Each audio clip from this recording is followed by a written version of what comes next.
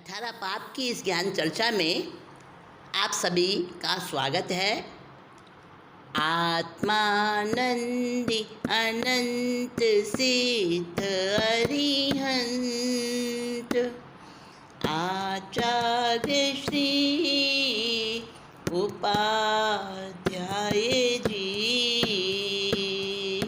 लोक विराजित साधु साध्वीगण सारे संयम सुशोभित श्री हाथों को जोड़ मान मोड़ वंदन करती हूँ मैं अहर्निशम संबोधि करो प्रदान प्रभु कृपालु पापों को कर सकूं हनन पापों का कर सकूं शमन।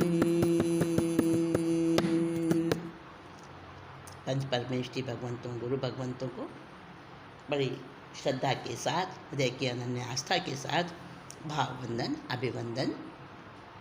आप सभी के अंतर्दय में विराजित शुद्ध परमात्मा तत्व को मेरा अभिनंदन।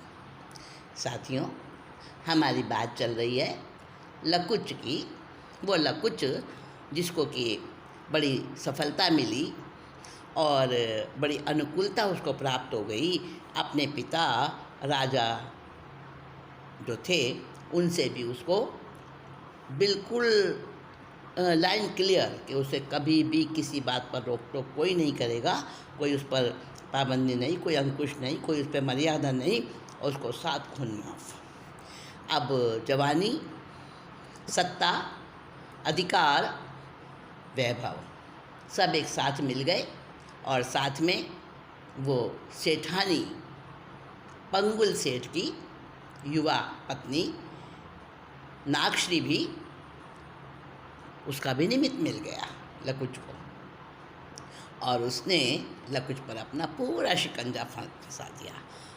वास्तव में तो रति अरति उस पर अपना शिकंजा कस रही थी और नागश्री जो सेठानी वो उसमें निमित्त बन रही थी।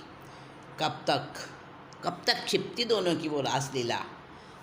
आखिर पंगुल सेठ ने भी एक दिन उन दोनों को रंगे हाथों पकड़ लिया, लेकिन दोनों में शर्म नाम की चीज़ नहीं।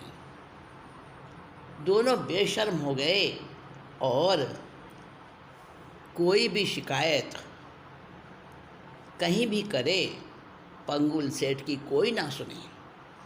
राजा से भी शिकायत करी, पड़ोसियों से भी करी, मंत्रियों तक भी बात पहुंची, लेकिन लकुच को जो वचन दे रखा था उसकी वजह से उस पर कोई कार्रवाई नहीं हो सकी। इससे तो लकुच को और ज़्यादा शय मिल गई और ज़्यादा वो मतलब साहसी बन गया, दुस्साहसी बन गया। और ऐसे करते करते वो खुला जो है ना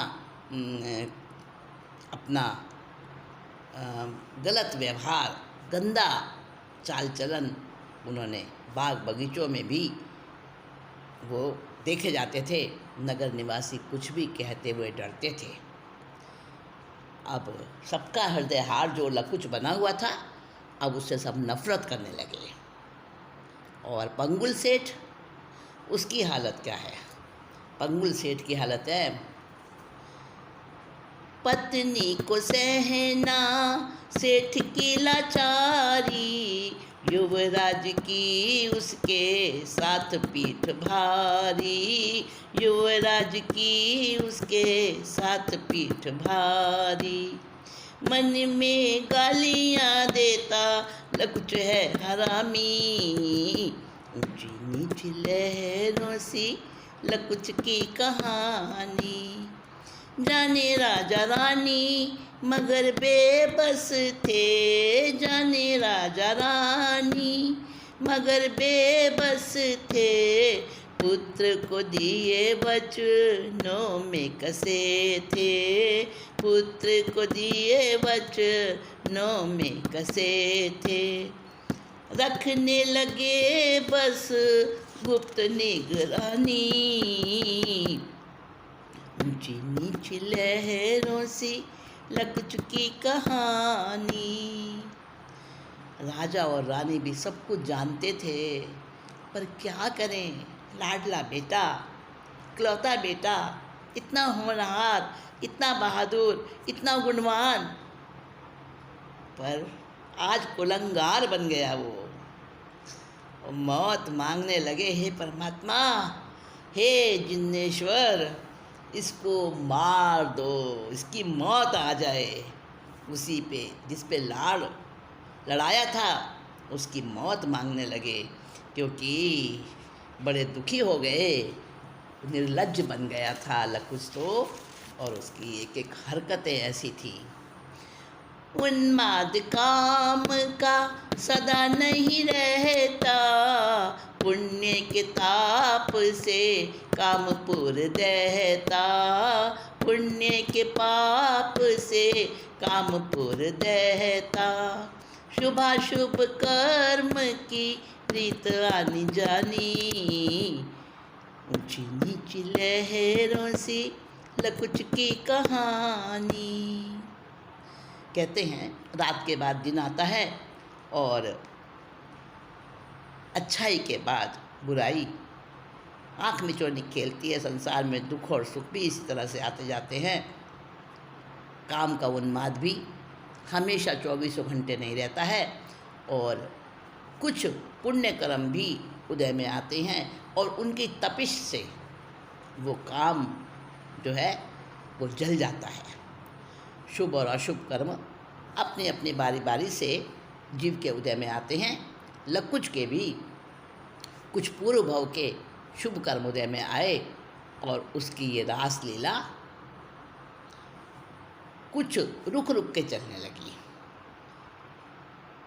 रोशनी में तो होता नहीं था, दिन के समय वो कुछ नहीं कर पाता था, और रात में ही करता था जो कुछ मनमानी करनी होती थी। एक दिन उसको मौका मिल गया, और उसने नागश्री को, सेठानी को कहा कि बहुत दिन हो गए हमें, चलो आज तो बगीचे में चलेंगे। वासना का खेल एक दिन बगीचे में चलता, लकुच ने वहाँ एक मुनिवर को देखा, लकुच ने वहाँ एक मुनिवर को देखा। शांत मुख मंडल तेज नूरानी, ऊंची नीच लहरों सी लकुच की कहानी। रुधिर संस्कार उसे पावन मिले थे, भव्य आँच आई तो पाप जले थे, भव्य आँच पाई तो पाप जले थे। गया पास मुनि के खिली खानदानी, ऊंची नीची लहरों सी लकुच की कहानी, ऊंची नीची लहरों सी लकुच की कहानी। श्रोता साथियों, देखिए जीवन में कैसे कैसे मोड़ आते हैं, और कभी अंधेरे के साथ उजाला, और कभी उजाले के साथ साथ अंधेरा भी चला आता है। लकुच के जीवन में भी ऐसा ही हुआ। लकुच जो बड़ा निर्लज्ज बन गया था, और खुला वासना का खेल वो खेलता था, क्योंकि पिता से, राजा से उसको जो है ना बिल्कुल मिल गया था। उज्जैनी के भूप धनवर्मा उसके पिता, उन्होंने वचन दे दिया था, और उस वचन का वो बड़ा दुरुपयोग कर रहा था। परंतु कुछ ऐसा मतलब प्रसंग बना कि एक दिन वो लकुच अपने उस वासना के खेल से विरत हो गया। कैसे विरत हो गया? कैसे उसने उस पंगुल सेठ की सेठानी नागश्री को छोड़ दिया, उससे किनारा कर लिया। क्या हुआ आखिर? क्या हुआ? कहते हैं ना, स्वजन स्नेही धन धाम और धन पर, स्वजन स्नेही धन धाम और तन पर, ममता रखी तो इनका वियोग न भाता, इनकी हो जाए हानि नयन बहाते पानी, पानी मेरे पन का भाव खूब ही रुलाता, मिले जो ये मन चाहे लेते हैं पसार बाहें, सराहे नसीब को बड़ा ही सुख मिलता, संयोग वियोग की आँख मिचोने चले, रति अरति का आवेग मन में पलता, रति अरति का आवेग मन में पलता। दोस्तों, संसार की ये रीति है कि अगर अपनी मनपसंद वस्तु का, मनपसंद व्यक्ति का वियोग हो जाए तो बड़ा दुख होता है, और अगर पसंद वाली चीज़, पसंद वाला व्यक्ति, पसंद वाली परिस्थितियाँ मिल जाएं, मनचाही चीज़ें, मनचाही पर हालत, सब कुछ सुख भोग प्राप्त हो जाएं, तो इंसान बड़ा बड़ा आनंद में हो जाता है। और रति और अरति का ये खेल सबके साथ चलता रहता है। रति और अरति दोनों थप्पड़ लगाते जाते हैं बारी बारी से, कभी रति और कभी अरति, लेकिन इंसान समझ नहीं पाता, जीव उसके फंदे में फंसता ही चला जाता है। बहुत बहुत बहुत पुण्यवानी का, बहुत शुभ कर्मों का कोई उदय होता है, तब गलत रास्ता छूटता है, गलत उन्मार्ग पर जाने वाला व्यक्ति उससे तौबा करता है। ऐसा ही एक महान परम शुभ प्रसंग लकुच के जीवन में बना। देखिए, वासना से और उपासना की ओर कैसे बढ़ा लकुच। एक दिन बगीचे में नागश्री के साथ वो था, और वहीं पर एक मुनिराज भी थे, ध्यान में मग्न, बिल्कुल शांत निर्विकार उनका चेहरा, और भव्यता टपक रही उसके चेहरे से, तेज इतना मुखमंडल पर कि वो लकुच देखता ही रह गया, और अपने नागश्री को और अपनी वासना के खेल को भूलकर और मुनि की तरफ आकर्षित हुआ, मानो कोई अनजानी शक्ति उसे खींच रही हो। वो शक्ति क्या थी? उसके जो शुद्ध खून के संस्कार थे, आखिर को तो श्रावक का गुण उसके जीवन में था, माता पिता के खून के संस्कार थे, उत्तम खानदानी थी, और मुनि के तेज से उसके वो पाप मानो कि जैसे आग से मोम पिघलता है, ऐसे उसके पाप उस समय ही धीमे पड़ गए, जलने लगे। और मुनि के पास गया और एक टक उनको देख रहा था। आपको लग रहा होगा ऐसा कैसे हो सकता है? होता है दोस्तों, होता है। जब हमारे कर्म बलवान होकर उदय में आते हैं तो अंधेरा भी उजाला बन जाता है, पर ऐसा होता बहुत कम है, ये बात तो है, पर असंभव नहीं है। तो मुनिराज को उनके ओज तेज को लकुच जो है निहारे जा रहा था एक टक, और मुनि के तो नेत्र बंद थे, ध्यान में बैठे थे, मौन एकदम।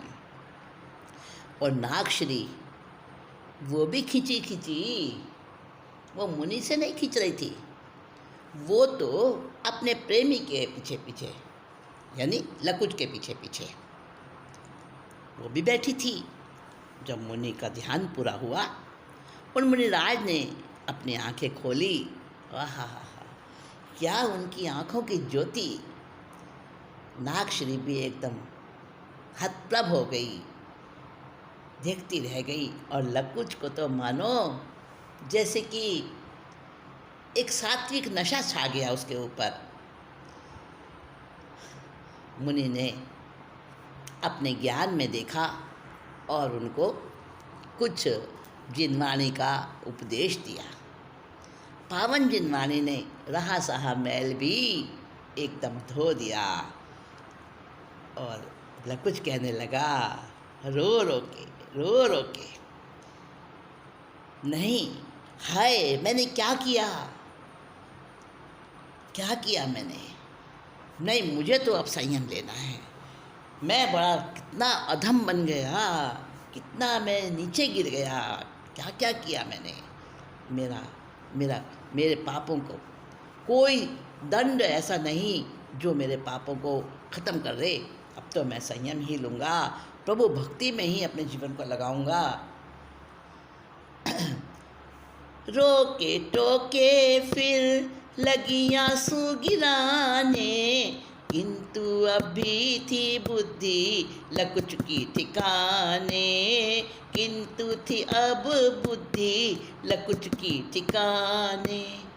बदल सकी ना उसका फैसला चट्टानी, ऊंची नीची लहरों सी लकुच की कहानी।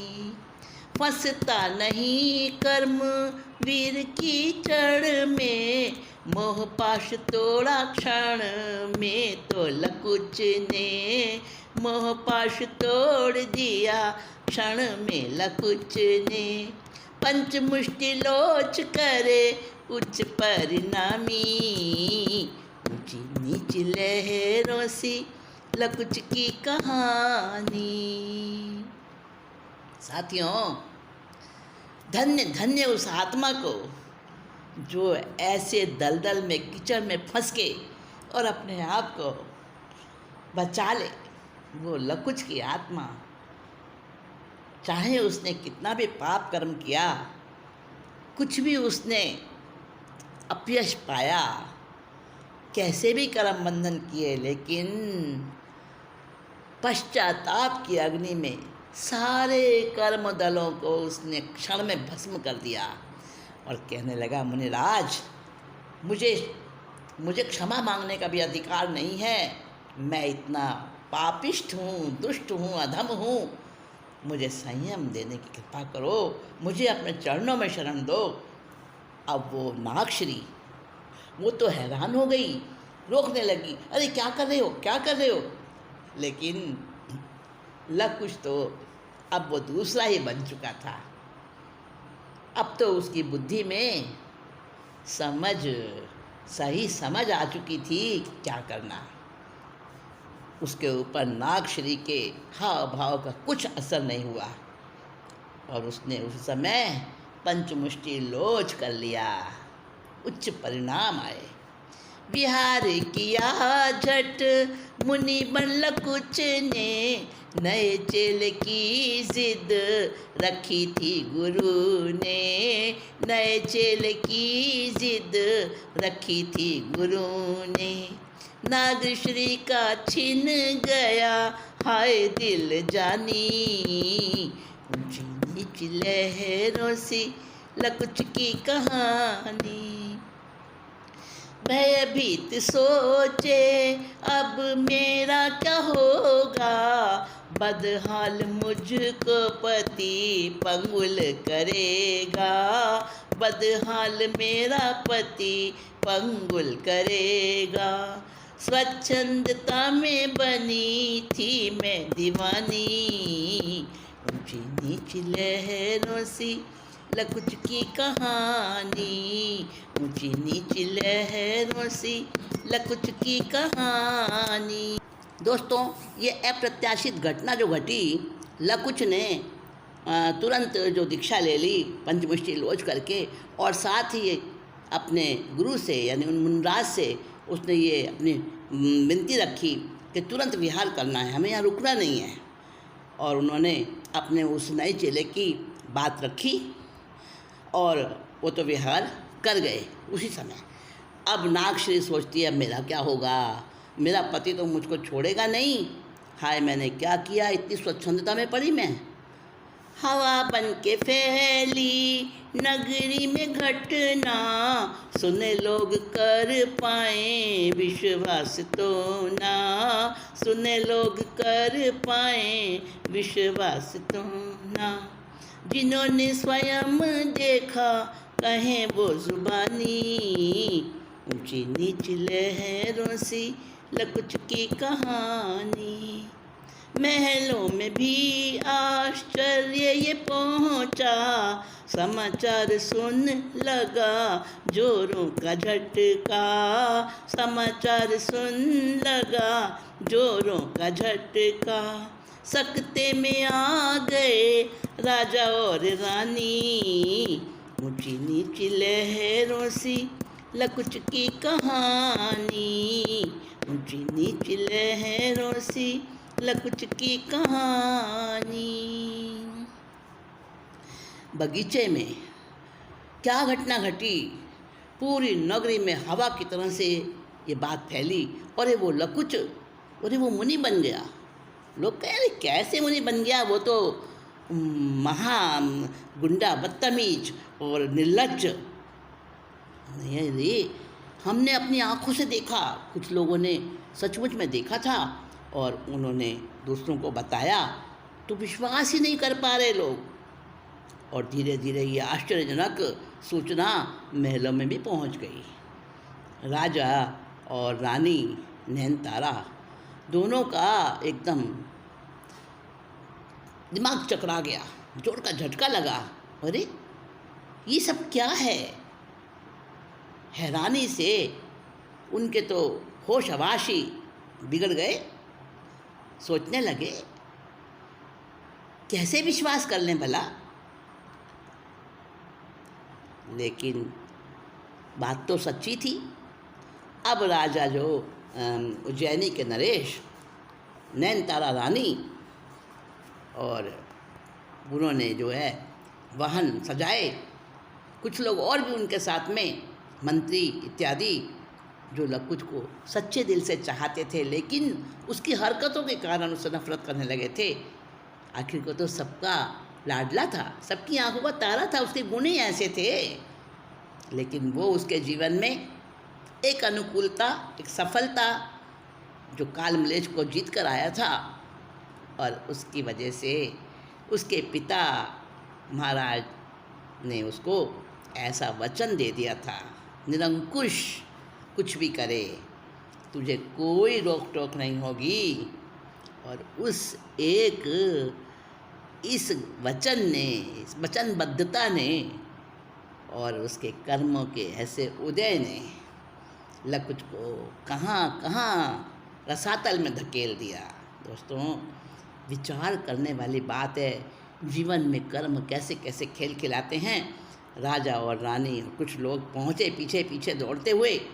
वो तो पैदल विहार कर रहे थे और ये वाहन से पहुँचे, आखिर पकड़ ही लिया।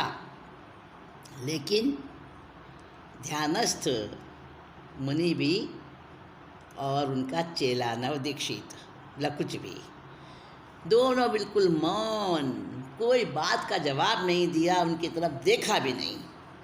आखिरकार सभी हार मान के बैरंग लौट आए। बातें सुनी जब पंगुल सेठ आया, नागश्री ने तिरिया चरित्र था दिखाया, नागश्री ने तिरिया चरित्र था दिखाया। मजबूरी थी मेरी नहीं खामी, ऊंची नीची लहरों सी लकुच की कहानी। ताकत से अपनी डराता वो मुझको, रोकती कैसे मैं युवराज था वो, रोकती कैसे मैं युवराज था वो। क्षमा करो स्वामी तुम मेरी नादानी, ऊंची नीची लहरों से लकुच की कहानी, ऊंची नीची लहरों से लकुच की कहानी। साथियों, हुआ क्या, पंगुल सेठ किसी काम से, अपने व्यापार के काम से नगरी से बाहर गया हुआ था, उज्जैनी से बाहर गया हुआ था। जब वो लौट कर आया, उसने भी ये सारी दास्तान सुनी। पहले तो यकीन ही नहीं आया उसको, लेकिन एक झूठ बोले, दो झूठ बोले, पूरी नगरी थोड़ी ना झूठ बोलेगी। और राजा भी तो झूठ नहीं बोलेंगे ना। सारी बातें उसने अच्छे से मतलब जांच पड़ताल करी, और उसका पता चल गया कि लकुश तो मुनि बनकर चला गया है। अब युवराज, उसका जो दबदबा था वो तो ख़त्म हुआ। अब उसने जो है ना सोचा, अब तो नागश्री रह गई है बेसहारा, देखता हूँ, अब उसकी खबर लेता हूँ। और नागश्री ने तो पहले से योजना बना रखी थी। ऐसा रोई धोई, आंसू टपकाए और अश्रुधारा बहाते हुए उसने तेरा चरित्र खूब दिखाया, और कहने लगी, स्वामी मेरी कोई गलती नहीं है पतिदेव, वो तो लकुच ज़बरदस्ती करता था मेरे साथ में, और मैं क्या करती अगर मैं उसकी नहीं मानती। तो वो तो युवराज था, अधिकार सारे थे उसके पास, मेरे को उसकी बात माननी पड़ती थी, पर मैं अपनी इच्छा से उसके साथ में नहीं जाती थी। पतिदेव क्षमा कर दो, मुझे क्षमा कर दो, मैंने बड़ी भूल करी है, मैं तो आपके चरणों की दासी हूँ, और अगर आप मुझे कितना मार लो, पीट लो, मेरी खाल उतार लो, मैं बिल्कुल भी उफ नहीं करूँगी। सेठ ने सोचा, अच्छी सी ये खूब एक्टिंग कर रही है, लेकिन क्या करूं, इससे बाद में निपटूंगा, अभी तो चुप रहना ही ठीक है। और सेठ ने उसको अपना लिया, लेकिन वैर की गांठ तो बनी थी मन के अंदर। दोस्तों, आगे क्या होगा, कहानी का ये जो एकदम आया है ना एक्सट्रीम शॉट, ये जो इतना सुप्रीम बन के आया है रहस्य, अब क्या होगा आप भी सोच रहे होंगे। तो दोस्तों, अगली मीटिंग में हम इस कहानी को इसके अंत तक ले जाएंगे, और आप सुनेंगे कि रति और अरति कैसे नाच नचाती हैं, कैसे जीवन को बर्बाद करती हैं। साथियों, इससे बचना और इसी मंगल भावनाओं के साथ